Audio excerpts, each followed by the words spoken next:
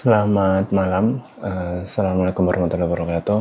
Bertemu lagi bersama kami di PT Berbinar Insight Indonesia dengan brand kami bernama @berbinar.in, dan kami di sini akan ngasih sebuah free class gitu kan buat kalian, karena Berbinar salah satunya punya produk yang namanya Berbinar Class, dan ini adalah salah satu produk gratis dari kami dari platform @berbinar.in, di mana kami di sini memberikan kesempatan buat kalian bisa ngobrol langsung bersama saya sebagai psikolog dari Berbinar Insight Indonesia. Di sini saya berikan kesempatan kalian buat bertanya, berdiskusi, bahkan menceritakan pengalaman kalian.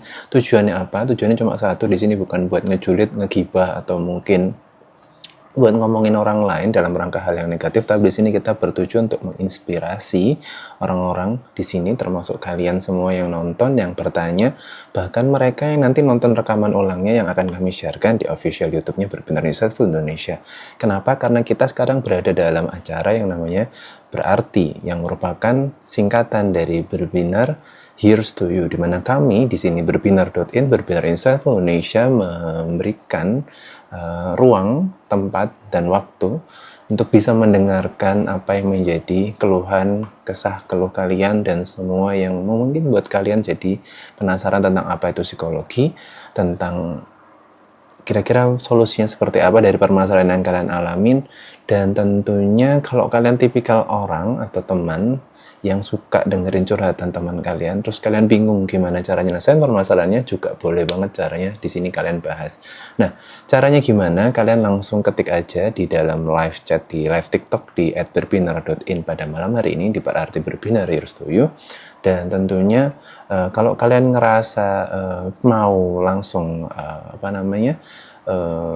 ngomong langsung, keluar suaranya, open mic gitu ya, langsung aja kasih request invitation di sini, saya akan accept, dan kalian akan saya beri kesempatan untuk bisa ngobrol langsung bersama saya di sini dan live tentunya di dalam acara live TikTok @berbinar.in pada malam hari ini. Dan tentunya buat kalian yang barusan bergabung, mungkin karena di reshare dari temennya linknya, atau kalian nonton di kebetulan lewat di FYP kalian, atau kalian dapat postingan dari @berbinar.in, nge-follow berbinar.in di TikTok atau di Instagram, atau mungkin kalian nggak sengaja nonton ini, baik kalian yang nge-follow atau belum nge-follow berbinar.in, biar kenal terlebih dahulu tentang berbinar.in itu seperti apa. Berbinar Insight Indonesia, kami adalah sebuah perusahaan perseroan terbatas yang kami memberikan berbagai macam produk yang itu bisa memfasilitasi kebutuhan kalian itu terkait hal-hal yang bersifat psikologis maupun yang non-psikologis. Nah, kami punya produk apa aja? Salah satunya adalah Berbinar Class, dan Berbinar Class itu ada yang mulai dari yang gratis sampai yang berbayar. Salah satu yang berbayar yang cukup menarik perhatian pasar adalah kami punya produk di mana kami memberikan kesempatan buat kalian yang ingin belajar langsung dari para ahli di bidang profesi tertentu, biar kalian punya pengetahuan tentang profesi tertentu, karena kami punya produk yang namanya Berbinar Plus, dan di Berbinar Plus itu kalian bisa belajar tentang product manager, kemudian human resource, graphic designer, social media specialist, digital marketing, graphic designer, dan macam-macam gitu ya. Kalian bisa belajar dari sana, dan tentunya ini memberikan kesempatan kalian buat belajar langsung dengan pakarnya, bertanya, dengerin video pemaparan dari materinya, bahkan kalian bisa juga dapetin ekstra produk Berbinar lainnya dengan harga yang lebih miring. Berbinar produknya apa aja selain Berbinar Class?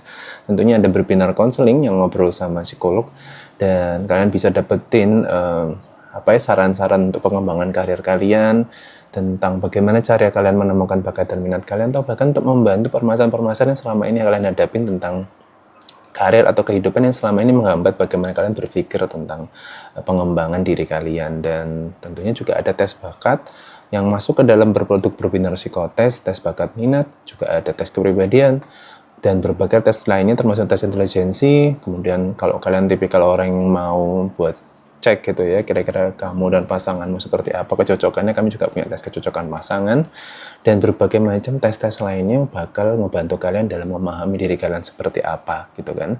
Dan kami nggak cuma punya berbinar kelas, berbinar counseling, dan juga berbinar psikotes.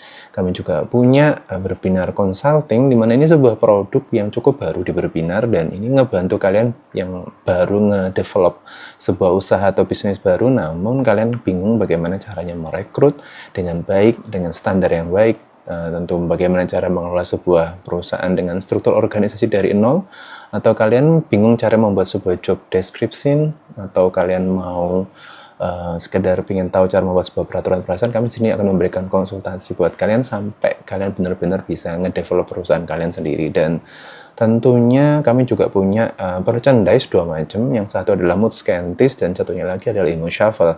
Mood Scientist sendiri itu semacam kaos gitu ya, dengan tentu berbagai ukuran yang bisa kalian sesuaikan dengan ukuran yang kalian cocok buat tubuh kalian ya.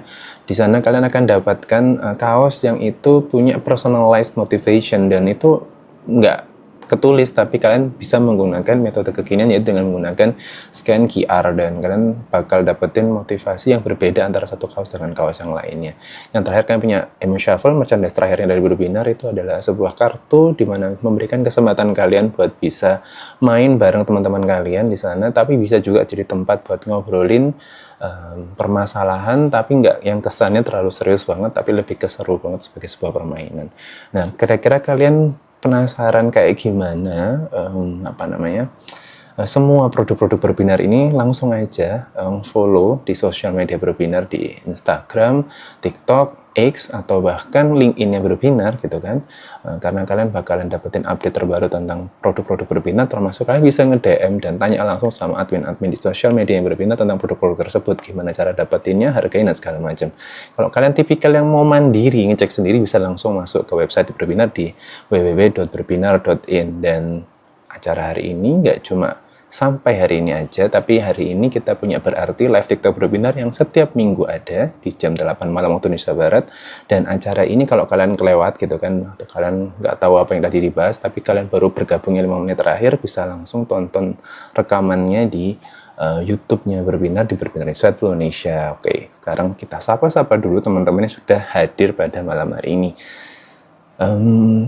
Ada beberapa teman-teman yang sudah bergabung, salah satu adalah Milky Sunshine, Liza, Car Washing Body, Acel, Bang Dip, terus ada Ari _Sta, ada Yogi, ada Dindu, double U, ada Golda Safira, kemudian juga ada Hastri Dinata. Selamat malam buat kalian semua yang sudah datang, dan saya juga mau sapa yang muncul di dalam live chatnya di @berbinar.in, di berarti Berbinar Heroes Story pada malam hari ini. Ada Zaki, terima kasih. Rada Rahai 445, selamat malam juga. Ada Oka, ada D, Milky Sunshine saying hello to me. Malam Pak Dani, selamat malam. Dan di sini ada pertanyaan pertama langsung gitu ya. Jadi ada Milky Sunshine tanya nih, mau tanya Pak, bagaimana cara mengelola rasa kesepian meskipun dikelilingi banyak orang? Ini bisa hadir atau bisa muncul nggak cuma buat mereka yang tipikal yang ekstrovert ya. Orang ekstrovert pun gitu, kalau kalian tahu gitu kan, itu mereka akan ada di suatu sisi atau suatu kondisi atau suatu waktu, suatu momen di mana mereka itu bakalan juga ngerasain kesepian. Meskipun mereka sebenarnya orang-orang yang tipikal outgoing, di mana mereka bakal hidupin suasana, mereka bakal ngeramein situasi, atau mungkin mereka tipikal orang yang memulai dulu buat ngomong sesuatu. Enggak seperti itu konsepnya, tapi mereka pun juga tetap manusia biasa, di mana orang-orang extrovert itu juga bakal ada momen di mana mereka akan lelah dengan dirinya sendiri, dan mereka akan berada di titik di mana mereka jenuh, sehingga karena mereka jenuh, mereka akan don't know how to make mereka sendiri jadi lebih happy. Akhirnya mereka di titik kesepian itu juga, dan bahkan mereka akan di satu situasi di mana orang lain akan menganggap dia, kok tumben kamu kok bakal diem ini, atau mungkin kok kamu nggak kayak biasanya yang ramai atau apa. Pasti teman-teman pernah ngalamin situasi yang seperti itu ya, meskipun kalian ngerasa kalau kalian selama ini yang ngeramein situasi gitu. Dan kalau pertanyaannya dari Milky Sensen adalah bagaimana cara mengelola rasa kesepian, sebenarnya yang harus dikelola itu bukan kesepiannya, tapi bagaimana cara mengelola diri kita gitu kan, supaya situasi sepi yang kita rasakan itu bisa berangsur-angsur lebih bermakna gitu kan ya. Kenapa? Karena satu sisi gitu ya, kalau kita berada dalam kondisi yang kurang semangat gitu kan, itu yang ngerasain vibes-nya itu bukan cuma kita, yang ngerasain ruginya, yang ngerasain negatifnya, yang ngerasa nggak nyaman bukan cuma kita sebenarnya. Kalau kalian perhatikan, mau kita introvert atau extrovert, kita dalam kondisi ada banyak orang atau tidak banyak orang, orang lain pasti akan ngerasain situasi di mana kita sebenarnya dalam kondisi yang tidak baik-baik saja. Dan rasa sepi yang kita rasakan, kalian mau bilang kok nggak ada yang nyapa, atau kalian ngerasa kalian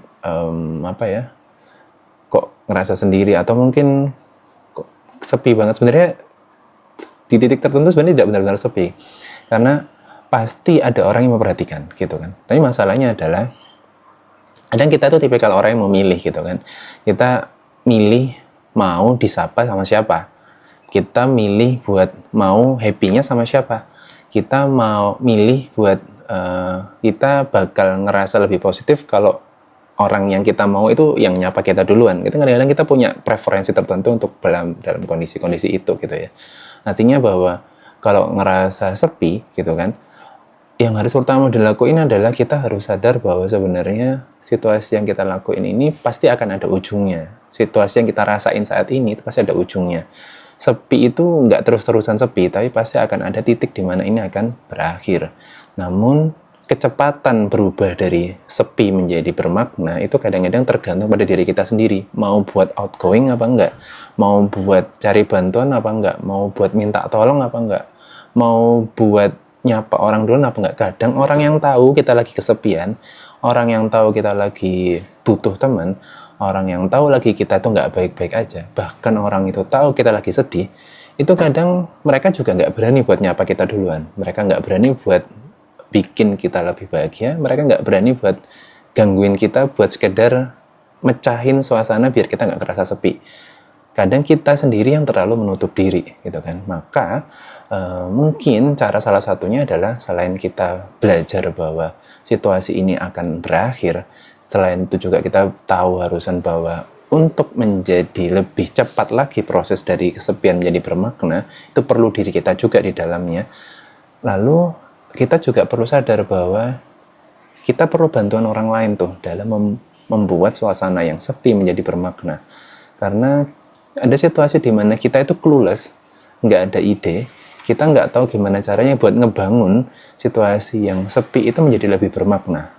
Even kamu seorang anak psikologi gitu, bahkan psikolog pun ketika dia dalam kondisi sepi, maka perlu orang lain untuk membangun atau membantu atau membuat encouraging situasi yang ada di dalam dirinya kayak gitu. Artinya meskipun orang lain itu bukan dalam bentuk kehadiran manusia sesungguhnya, dalam bentuk interaksi yang kita tonton dalam sebuah video gitu kan, atau mungkin aktivitas manusia yang kita tonton di YouTube gitu kan, itu juga termasuk kan kita membutuhkan orang lain artinya gitu kan. Artinya bahwa kita harus membuka diri gitu kan, bahwa sebenarnya untuk menstimulasi diri kita jadi lebih bermakna, kehilangan rasa sepi beralih menjadi lebih bermakna, itu nggak bisa kita diem aja gitu kan. Apalagi situasinya dikelilingi banyak orang gitu kan. Kalau situasi terekstrimnya ketika kita sendirian benar-benar sepi, itu kita perlu buat manggil duluan, nyapa duluan, tanya ke teman kita, kamu bisa bantuin nggak? Atau aku lagi sedihnya, kamu bisa bantuin? Atau kamu bisa kesini nggak dengerin cerita aku atau apa kayak gitu tuh. Kalau nggak kita yang started first, maka nggak akan ada situasi yang jadi lebih baik. Setidaknya bukan tidak bisa, tapi lambat prosesnya untuk menjadi lebih bermakna. Apalagi kalau ada banyak orang nih, gitu kan. Kadang-kadang kita sendiri ngerasa tidak berani, ngerasa awkward, ngerasa kok kayaknya nggak nyaman ya kalau aku sendirian yang sepi, aku tak keluar aja deh. Padahal sebenarnya situasi sudah sangat mendukung. Bayangkan dalam situasi yang berbeda, orang yang dalam kondisi yang kamu rasakan, kamu sendirian, nggak ada orang lain, nggak ada orang yang dikelilingmu, kayak artinya bahwa situasinya lebih parah gitu kan. Sehingga kalau situasi seperti itu muncul, kamu berada dalam kondisi banyak orang, maka nggak ada salahnya buat nyapa orang yang kamu rasa paling dekat. Kan pasti kamu punya itu, kalian punya skala prioritas dalam pertemanan. Maksudnya mana yang mulai yang paling dekat sampai yang nggak terlalu dekat, itu pasti akan ada semacam level-levelnya kayak gitu. Dan mungkin yang disapa pertama itu adalah orang yang menurut kamu yang paling bisa membuat kamu jadi ngerasa lebih baik gitu kan. Dan tidak ada salahnya buat cerita bahwa kamu sedang tidak baik-baik saja, karena kalau ngomong tentang pertolongan pertama dalam situasi masalah secara psikologis gitu ya, kalau kita istilahkan, kalau dalam webinar-webinarnya berbinar sebelumnya gitu ya, kita istilahkan sebagai psychological first aid, itu maka kalau nggak kita duluan yang doing something, maka situasi tidak akan berubah, kecuali kita berada dalam lingkungan orang-orang yang suportif, sehingga situasi yang kita rasakan, ketidaknyamanan, masalah, dan segala macam itu lebih terbantu karena kita kebetulan punya orang-orang di sekitar kita yang inisiatif gitu kan. Tapi ketika situasinya sebaliknya, maka kita jangan terus berpikir bahwa orang-orang nggak tertarik untuk bantu saya, enggak. Bisa jadi kebetulan orang itu adalah orang yang memang sungkan buat start it first gitu kan. Tapi kita yang harus cerita dulu bahwa kita benar-benar butuh bantuan, apalagi banyak orang. So, kalau kalian Mbak Milky Sunshine atau Milky Sunshine lagi dalam situasi itu, mungkin bisa dicoba gitu ya. Yang harus dilakukan pertama adalah mengelola dirimu. Berpikirlah positif gitu kan, bahwa sebenarnya kalau mau mengubah situasi jadi lebih baik, maka yang harus dilakukan pertama adalah mengubah cara berpikirmu, bahwa sebenarnya kalau kamu butuh dibantu, kamu tidak terlalu nyaman dengan situasi sepi yang kamu rasakan, maka kamu perlu bantuan orang lain. Bantuan orang lain tidak bisa datang sendiri, tapi kamu perlu secara inisiatif membuka dirimu kepada orang lain, sehingga situasi mau banyak orang, mau sedikit orang, kamu bisa mempercepat proses kesepian jadi lebih bermakna dengan cara itu tadi ya, menyapa orang terlebih dahulu, berkomunikasi, dan terbantu dengan kehadiran orang lain. Mudah-mudahan bisa menjawab. Dan kita masuk ke, ada beberapa teman-teman juga barusan bergabung. Selamat malam buat Mel 00 gitu ya, Mel 00. Ada Arimika, selamat malam juga. Yogi Firmansyah 585, selamat malam. Ada Amuna Vindit, selamat malam. Elvara, kemudian juga ada Intan, selamat malam. Ini ada emoticon-emoticonnya. Ada Nanona, lyrics and Wattpad. Rana, A-nya 2 dengan aksen apostrof di atasnya. Ini ada pertanyaan lagi nih dari Milky Sunshine. Sama mau tanya lagi nih, apakah terlalu sering menyendiri bisa berdampak buruk? Semua yang berlebihan pasti buruk. Itu teorinya gitu kan. Artinya semua yang kelihatan positif kalau terlalu banyak juga buruk gitu kan. Jadi artinya harus seimbang semuanya gitu kan. Maksudnya yang saya bilang terlihat positif, misalkan kayak contohnya kamu makan terlalu banyak, makan adalah kebutuhan manusia, tapi kalau terlalu banyak makan maka jadi akibatnya buruk gitu kan. Mulai dari terlalu kenyang, nggak bisa gerak, sulit bernafas, permasalahan-permasalahan degeneratif, kolesterol, dan segala macam kayak gitu. Artinya itu yang baik dan kita butuhkan, positif. Apalagi yang kita istilahkan sebagai kurang baik, kurang positif, berdampak negatif gitu kan. Sementara kita paham bahwa manusia, apapun jenisnya, apapun orangnya, apapun status sosialnya, pasti itu adalah makhluk sosial. Sehingga kalau kamu memahami bahwa kesendirian itu adalah sebuah kesenangan, itu kayaknya kurang pas kalau kita letakkan kepada diri kita sebagai seorang manusia gitu kan. Artinya bahwa kalau kamu merasa lebih suka menyendiri, maka harus mulai dikelola nih situasi tersebut gitu kan. Jadi mulai belajar bahwa beraktivitas bersama orang lain itu juga jadi sesuatu yang positif juga gitu kan. Masalahnya adalah selama ini kamu belum nemu aja vibes-nya, belum nemu frekuensinya, belum nemu orang yang tepat, belum nemu kumpulan orang-orang yang sepemikiran sama kamu, sehobi sama kamu, punya karakteristik atau kelebihan yang sama gitu kan sama kamu gitu. Jadi artinya bahwa terlalu sering maka memang buruk ya menyendiri. Karena tadi seperti saya bilang di pertanyaanmu sebelumnya, Milky Sunshine, bahwa kalau kamu mau merubah situasi kesepianmu menjadi lebih bermakna, kamu perlu orang lain untuk membuat situasi yang sepi itu jadi bermakna. Karena tidak semua itu kita dengan sendirian itu bisa selesai, gitu kan. Dan ketika satu kali berhasil menyendiri, dengan itu menghasilkan hasil yang positif, di kesempatan berikutnya belum tentu akan berhasil positif, kayak gitu. sehingga peluangnya akan semakin kecil, apalagi itu permasalahan-permasalahan yang sifatnya belum selesai di masa yang lalu. Kita punya masalah di masa lalu, kemudian kita ngerasa menyendiri ke pantai atau ke mana, camping ke hutan sendirian, atau mungkin kamu naik gunung sendirian, terus kamu merasa feel much better, tapi kemudian sekarang di situasi yang sama itu muncul lagi di masa kekinian gitu ya, masa zaman sekarang, permasalahan masa lalu itu muncul lagi di dalam otakmu, dan ternyata kamu melakukan hal yang serupa, it will not work like kemarin-kemarin gitu ya. Jadi artinya tidak bisa seperti itu konsepnya, karena selalu kita butuh cara-cara yang bervariasi gitu kan. Tidak selalu cara yang sama akan menyelesaikan permasalahan yang sama gitu kan.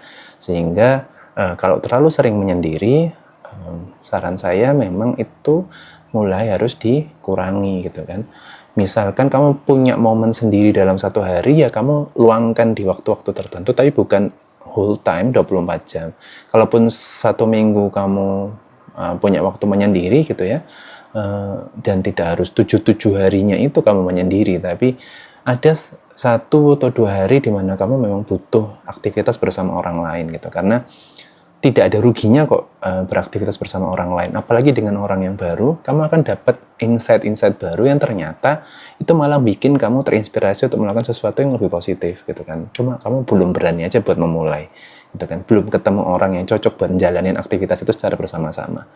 Mudah-mudahan bisa lebih baik ya, Milky Sunshine. Kita masuk ke Ari_Star. Mungkin bacanya Arista mungkin ya.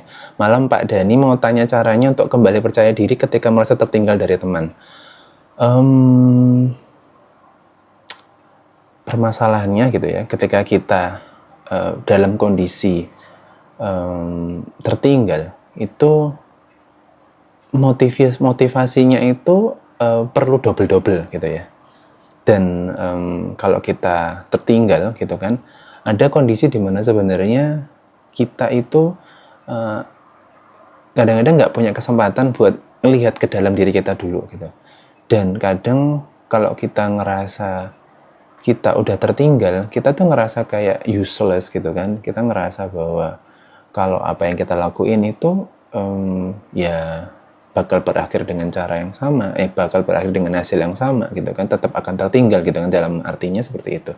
Nah, artinya kalau pernah percaya diri dan berhasil melampaui temanmu, dan ketika di titik tertentu ternyata kamu itu harus tertinggal dari temanmu, akhirnya kepercayaan dirimu menurun karena kamu dikalahkan oleh orang lain. Coba bertanya kepada dirimu, apakah kompetisi itu yang dinamakan dengan selalu menang gitu kan? Artinya bahwa setiap orang itu berhak untuk memperoleh hasil yang lebih baik gitu kan. Artinya yang pingin menang itu bukan cuma kamu gitu kan, tapi semua orang itu juga pingin menang. Semua orang pingin berhasil, semua orang pingin sukses. Sehingga kalau kita bilang apakah kita akan tertinggal, nah harus tanyain balik lanjutannya, apakah situasi tertinggal ini akan selamanya tertinggal, kayak gitu tuh. Nah, kenapa? Karena bisa jadi kalau kamu tertinggal saat ini, besok-besok situasinya akan berubah. Bisa jadi dia akan di titik di mana kamu akan tertinggal yang sekarang, dia mungkin juga akan tertinggal. Artinya kamu bisa wake up, terus kamu bisa higher your situation gitu ya. Maksudnya nggak bakal gitu-gitu terus gitu, sehingga kesempatan tertinggal ini justru kesempatan yang berharga. Kamu bisa melihat ke dalam dirimu gitu kan, terus kamu bisa di posisi belakang, karena selama ini kalau kamu di depan atau di samping, itu mungkin caramu melihat orang lain dan situasi itu tidak sebaik ketika kamu di belakang. Kenapa saya bilang seperti itu? Ketika kita berada di belakang, kita jadi tahu, lebih melihat dalam situasi yang wider view gitu ya. Kita bisa melihat secara lebih terbuka. Oh, untuk bisa di depan seperti dia, itu caranya seperti itu gitu kan. Kita nggak akan bisa melihat orang di depan kalau kita nggak di posisi di belakang. Sehingga kalau kita berada di belakang, kita bisa melihat caranya supaya di depan tuh kayak gitu tuh. Cara dia nyalip aku tuh kayak gitu. Berarti next time, kalau aku mau nyalip dia, aku mau mencoba overtake the position, gitu kan, atau take over the position, itu artinya caranya seperti itu, gitu kan. Nah, sedangkan dalam situasi sebelumnya, ketika kamu sudah unggul, gimana caranya kamu menoleh ke belakang? Mostly orang kalau sudah di depan, dia akan lupa buat menoleh ke belakang. Yang itu jelek, yang artinya tidak semua orang bisa reflektif kepada dirinya sendiri. Jadi kalau mau menjadi orang yang lebih baik, menjadi orang yang lebih bijak, memang kita kadang harus di belakang atau bahkan di sampingnya orang yang sudah mapan gitu ya, karena kita jadi bisa melihat secara head to head. Kalau di sampingnya gitu, kita merasa bahwa kita berada dalam kondisi yang sama. Tapi kalau kita berada di belakang, artinya kita tahu bahwa banyak hal yang perlu kita bangkitkan dari dalam diri kita supaya kita bisa di titik dia yang maju di depan itu, gitu kan. Jadi kita belajar sehingga kita nggak merasa bahwa kita ini gitu-gitu aja, gitu kan. Jadi mungkin cara berpikirnya yang coba dibalik, diputar, digulingkan dan segala macam supaya kamu bisa merasa bahwa ini waktunya buat saya bangkit. Kenapa? Karena situasi ini nggak nyaman. Nah, pemicunya di situ karena kamu pernah di depan, sekarang kamu tertinggal. Jadi kamu punya motivasi lebih buat di titik yang di depan lagi. Tapi caranya kamu harus melihat dulu gitu kan. Oh, ternyata aku ketinggalan. Caranya orang ini nyalip saya seperti ini kayak gitu. Nah, saya harus belajar bagaimana cara bisa menyalip dia lagi gitu kan, supaya saya bisa berada di depan lagi. Jadi kamu punya situasi yang reflektif dan itu justru bermanfaat buat dirimu gitu. Terima kasih buat pertanyaannya, mudah-mudahan kejawab. Oke, ada Max TH 3PX, selamat malam. Wah, bacanya sulit nih. Max the Pix gitu mungkin bacanya. Kemudian ada Acel dengan username itz.cell gitu, CELL. Halo Acel, selamat malam. Ada juga Frankie, selamat malam. Ada Lala, wah ini lama nih nggak ketemu Lala nih, biasanya sering ngasih pertanyaan-pertanyaan. Makasih sudah nge-like juga Kak Acel. Tadi juga ada beberapa makanan dan minuman ya yang dikasih sama Liza ya. Ada tadi kalau nggak salah ada jus ya kalau nggak salah tadi. Makasih buat kiriman gift-nya ya buat Kak Liza yang selalu supporting this event. Ada Almira Aulia _ namanya Mira gitu ya. Selamat malam juga. Selamat malam juga buat Aitenalea. Selamat malam juga buat Der, R-nya 3. Ada Car Washing Body, selamat malam. Kemudian ada Detari _ selamat malam juga. Makasih udah nge-like juga Car Washing Body. Kemudian udah di-repost juga sama Car Washing Body dan udah di-like juga 2 kali bahkan. Terima kasih banget. Dan ada .cah, bacanya Ocah atau Cah ya. Ini selamat malam juga. Hai, gitu kan. Aku lambaikan tangan ke Cah. Ada like buat dari Car Washing Body lagi, ada 1, 2, 3, 4, banyak banget. 4, 5, 6 sampai di share juga, terima kasih banyak. Buat kalian yang ngerasa ini bermanfaat, boleh langsung di share, di repost, dikasih linknya ke temennya, diberitahu acara yang ini kayak gitu, ditonton tiap hari Minggu jam 8 malam, cuma 30 menit. Jadi kalau mau nanya as soon as possible gitu ya. Terus ada Dindu, how to spell it well, Dindu, oke. Kemudian ada juga, sorry ya ini keskip banyak banget. Oke. Aku udah kasih nasi padang ternyata sama Kak Lisa, astaga. Terima kasih nasi padangnya. Mudah-mudahan nasi padangnya payakumbuh ya. Ada Dindu Dindu double U, terus ada emoticonnya gitu ya. Makasih sudah share live-nya. Malam Pak Denny, saya ingin bertanya, kenapa kalau kita berusaha buat asertif sama temen dianggapnya kita alay? Ini ada pertanyaan dari Kak Liza yang sudah ngasih saya nasi padang ya. Jadi harus segera saya jawab karena dikasih nasi padang saya. Jadi jawabnya harus semangat.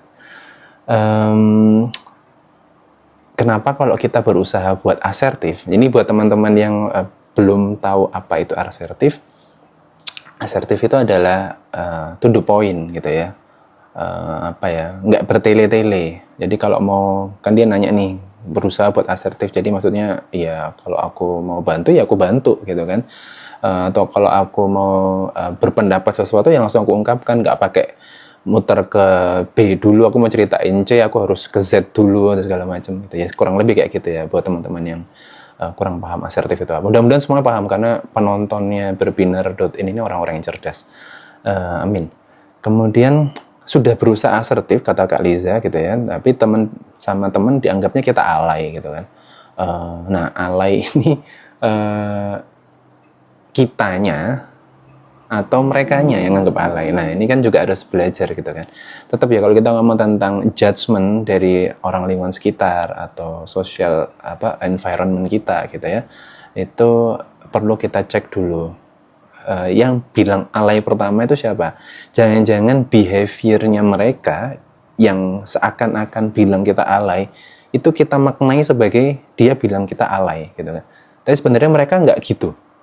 Nah, atau kita yang duluan bilang kalau, wow ini berarti artinya alay nih. Atau mungkin mereka tuh udah poin bahkan bilang kalau, wih si Liza ini alay banget gitu. Masa gitu aja kayak tuh udah poin kayak gitu. Nah, artinya bahwa perlu dicek dulu gitu kan, point of view-nya gitu kan. Jangan-jangan kita yang too much gitu ya, artinya dalam memaknai sesuatu.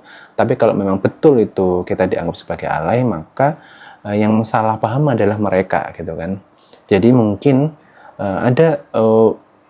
kita perlu semacam one important statement gitu kepada si teman kita yang bilang kita alay, bahwa ya cukup sekali kita jelaskan gitu bahwa sebenarnya maksud saya seperti ini. Kalau kamu beranggapan berbeda, maka ya itu hak kamu dan maksud saya tidak seperti itu gitu. Artinya bahwa perlu secara langsung sampaikan juga maksud sesungguhnya seperti itu. Jadi kalau memang kedepannya ternyata kamu berhadapan dengan situasi serupa, ya menurut saya kamu tidak perlu menjelaskan lagi, karena sebenarnya maksud dan tujuanmu sudah jelas ketika kamu sudah sampaikan di kesempatan sebelumnya gitu. Artinya kadang orang kurang paham dengan maksud Anda gitu kan. Jadi asertif menurut Anda, menurut orang lain belum tentu asertif. Jadi point of view-nya yang perlu kita perhatikan. Seperti orang bilang kita alay, apakah benar-benar yang dimaksud adalah alay yang itu? Atau jangan-jangan alay versi kita sama alay versi dia beda? Sama juga yang kita istilahkan sebagai asertif gitu kan. Kalau kita bilang diri kita asertif, apakah orang lain menganggap diri kita asertif? Nah, jangan-jangan orang lain tidak suka asertif, atau mungkin orang lain punya makna asertif sendiri. Ini mirip kayak relasi komunikasi dalam kita bersosialisasi sama manusia-manusia yang lain gitu. Artinya bahwa kalau kita berlingkungan sosial, berkehidupan sosial gitu kan, kita perlu perhatikan bahwa kita tuh yang punya, kita bukan the only one yang punya term gitu ya, terminologi gitu. Artinya apa yang kita sampaikan perlu kita tanyakan feedbacknya kepada orang lain. Apakah yang saya lakukan itu membuat Anda nyaman, dan apakah yang saya lakukan dimaknai dengan seperti yang saya mau kayak gitu. Nah itu perlu ada komunikasi. Artinya kalau kita mau make sure diri kita benar gitu kan, maka kita harus pastikan orang yang menerima informasi kita itu apakah juga menerima dengan pemahaman yang benar gitu kan. Nah itu kadang-kadang yang perlu kita cek. Artinya bahwa supaya kita tidak selalu merasa diri kita benar, atau supaya kita tidak selalu merasa orang lain salah, maka kita perlu samakan persepsi terlebih dahulu gitu kan. Jangan-jangan masing-masing di antara kita dan teman kita ini punya kesalahpahaman dalam memaknai sesuatu gitu kan. Dan itu yang harus dilakukan pertama gitu. Karena awal dari pertengkaran bahkan perang antar negara itu adalah sebenarnya dari komunikasi yang kurang pas atau kesalahpahaman. Artinya penting banget yang namanya komunikasi. Ini bukan masalah kekinian, tapi sejak manusia itu dilahirkan di muka bumi ini, komunikasi itu adalah masalah yang paling utama gitu kan. Bahkan orang yang akhirnya menikah atau mencintai satu sama lain, atau mungkin berteman yang katanya sahabat pun, tetap akan ada yang namanya communication problem. Artinya kesalahpahaman itu bisa terjadi pada siapapun. Jadi pastikan itu terlebih dahulu gitu ya. Apakah benar yang kita maksud itu dan yang dia maksud itu sama. Mungkin itu dulu sih menurut saya buat Mbak Liza. Jadi supaya kita nggak salah paham juga. Jadi asertif salah satunya adalah bertujuan untuk memastikan bahwa yang kita pahami itu benar-benar dipahami orang lain dengan cara kita memahami kayak gitu. Jadi satu ini objektif gitu. Objektivismenya pas gitu. Dan kemudian bisa menjawab ya. Dan ini apa ini? Ada kok tiba-tiba iya sama sih. Kalau malam tiba-tiba gitu ya. Ini kayaknya menjawab tentang pertanyaan Milky Sansen sebelumnya gitu ya. Terima kasih Dindu sudah share the live. Kemudian ada apa ini, Ari underscore sta share the live. Aku dikasih kopi, udah kasih nasi padang, dikasih kopi. Ini gimana tuh? Kurang baik apa nih penonton Sobat Binar semuanya? Karena apa ya, ini sebuah acara yang keren ya, harusnya kalian suka, mudah-mudahan gitu ya. Dan terima kasih banget kalian sudah datang dan bahkan ngasih gift buat kami di Berbinar Insight Indonesia gitu. Dan dikasih apa ini, fried dumpling, fried banana, pisang goreng nih kayaknya fix ini. Orange juice, aku udah dikasih kopi, nasi padang, dikasih pisang goreng, dikasih orange juice bahkan. Wah, luar biasa. Itu kenikmatan duniawi, kenikmatan hakiki. Terima kasih banyak udah dikasih berbagai gift dari Kak Liza. Kinanti, selamat malam. Ada lover of MG Leaf gitu ya. Terima kasih sudah bergabung sebagai guest. Ada MV Slivna, selamat malam juga. Ada Kak Intan dengan username Dayu, how to spell it. Ada Ilan Fair, oh ini Kak Liza tadi ini kayaknya 993. You've got flash goal, terima kasih. I've got the flash goal. Oh, what kind of flash goal we've got? Oke, Bang Dip, terima kasih banyak udah ngasih gift juga. Ini ada respon dari Kak Car Washing Body. Iya kan, makanya kadang bingung. Bener juga Pak, kalau tidak membuka diri nggak akan ada pertolongan yang masuk. Betul, you have to do it. Setidaknya mencoba gitu ya.